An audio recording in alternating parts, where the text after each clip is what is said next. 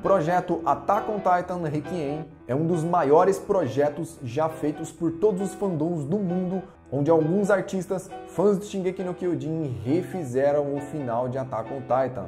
E agora nós vamos ler o primeiro capítulo dessa saga que ficou simplesmente inacreditável. Há muito tempo atrás, quando nosso mundo ainda era jovem e todos os tipos de coisas desconhecidas começavam a se formar, aquilo que chamávamos de vida nasceu. Ao longo do tempo, a vida começou a evoluir e enquanto as condições mudaram e se tornaram mais complexas, a vida buscou mais do que sobrevivência, ela buscou um significado. Nós, como espécie, nos tornamos arrogantes em nossas conquistas, achando que somos especiais, simplesmente por conta da nossa habilidade de prosperar, crescer e cultivar o mundo para o nosso desejo.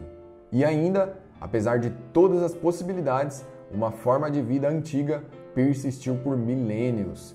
Se recusando a seguir seu caminho, ela esperou. Por quê?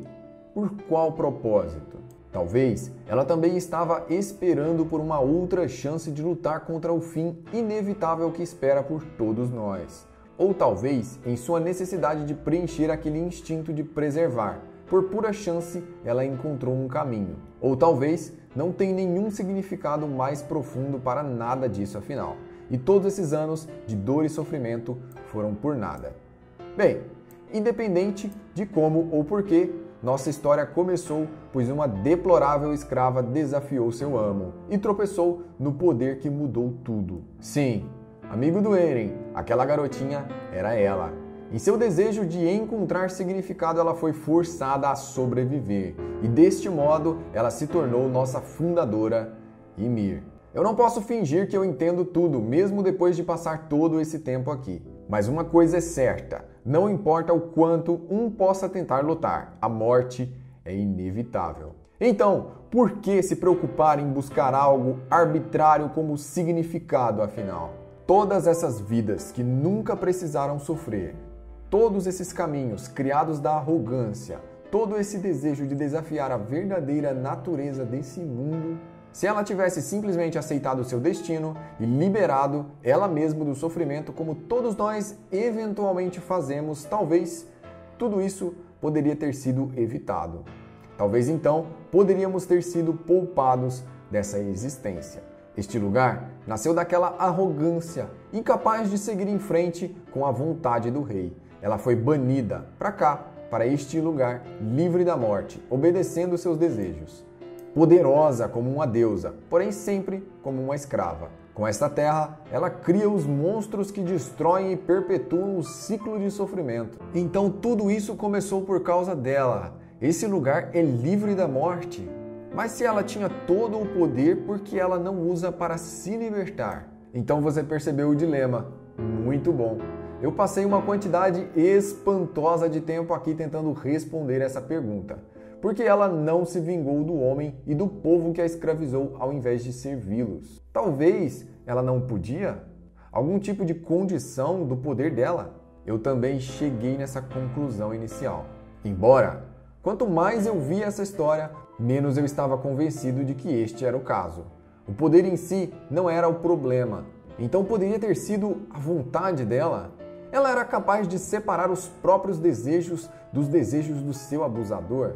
Ou será que ela tinha alguma necessidade escondida de pertencer a algo ou alguém? Era aquele o significado? Se era, então o sofrimento dela era realmente grande. No fim, Eren foi capaz de entendê-la, quando eu não pude. Por isso ela foi com ele. Ele ofereceu algo que ninguém poderia dar. E isso era liberdade. Então, ela finalmente está livre? A Ymir? Somos todos livres agora? Ainda não. Mas você mostrou que ela não está mais sozinha. Se isso não é o suficiente, então, pelo que ela está esperando? Por 2000 longos anos ela esteve esperando. Para alguém libertá-la, para libertar todos nós. É por essa razão que você está aqui. Este poder me mostrou os caminhos à frente, ramos de coisas que passaram e que poderia ter acontecido, e os caminhos construídos sobre os planos deles dos quais eu rejeito, e o que não pode ser mudado, deixando apenas um. Quando você acordar, você vai esquecer o que aprendeu, mas não o que você sentiu aqui. Tudo isso vai parecer como apenas um longo sonho, até aquele momento. O momento que você beijar a mão de Historia e o sangue real vai te fazer lembrar. Apenas ali você vai começar a entender. Eu tenho andado por essas planícies pelo que pareceu uma eternidade. Como nosso irmão, eu tentei entender. Através do poder combinado do Titã de Ataque e do Titã Fundador, eu aprendi a controlar o que eu via. E eu conseguia ver o resultado de todos os planos deles. Eu via a paz e também via a destruição sem fim, de novo e de novo e de novo, sem nenhum fim à vista. Vendo isso, eu sabia que teria que ser aquele que vai acabar com isso. Esse interminável ciclo de ódio. Mas eu também tentei salvar aqueles que eram mais queridos para mim e mudar o fluxo dos caminhos. De primeira, eu tentei evitar alguns acontecimentos, mas eu percebi que para alcançar aquele único objetivo, para destruir o ciclo contínuo de ódio e alcançar a verdadeira liberdade, eu estou preparado para sacrificar o mundo.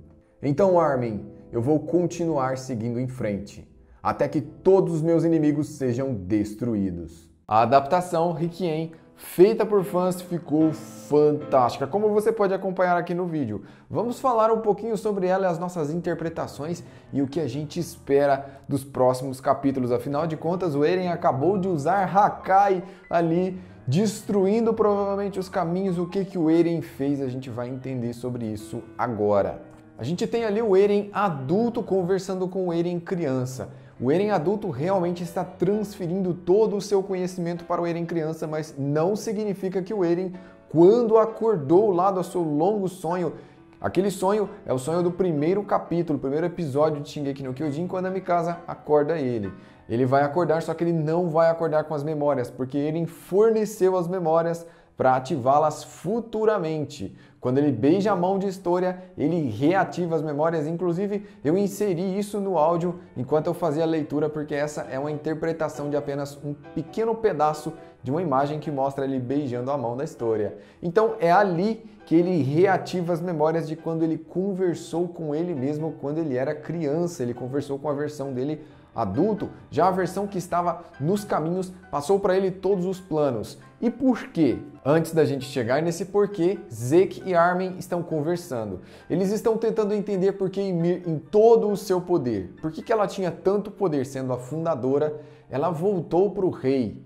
Eles estavam ali analisando as probabilidades para tentar entender porque quem entende Ymir consegue consequentemente controlar o seu poder, ou pelo menos é isso que eles imaginam. Mas Eren a entendeu de uma forma que ela concedeu os seus poderes para ele. O Eren adulto falou que ele passou uma verdadeira eternidade nos caminhos. E durante essa eternidade ele vagou pelas memórias e pelas probabilidades do futuro. Ele viu tudo o que ia acontecer.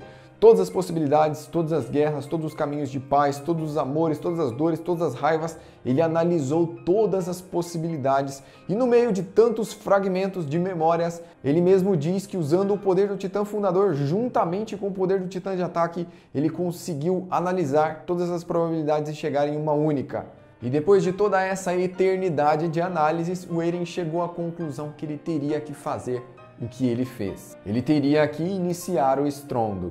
Mas se para iniciar o estrondo o Eren pensou durante tanto tempo, então quer dizer que o estrondo é o melhor caminho possível? A gente ainda vai ver nos próximos capítulos dessa adaptação como é que vai ficar essa história final, mas uma coisa muito importante é que o Eren criança perguntou para o Eren adulto se agora Ymir estava livre, e ele disse que ainda não. Ele estendeu a mão para aquele símbolo que parece ser o símbolo dos caminhos, que é uma gigantesca árvore cheia de luzes, e começou a parti-la em pequenos fragmentos, como se fossem pequenos pedaços de vidro. E dentro deles temos ali fragmentos de memórias de todas as pessoas, provavelmente as memórias do passado, do presente e do futuro de todo o povo eldiano, de todos os súditos de Ymir e de sua descendência. O Eren falou nesse capítulo do mangá que consegue ver todas as probabilidades, todas as possibilidades, e assim, com certeza, ele fará a melhor escolha baseado em todas essas análises. Eu confesso que eu já estou muito animado para os próximos episódios de Shingeki no Kyojin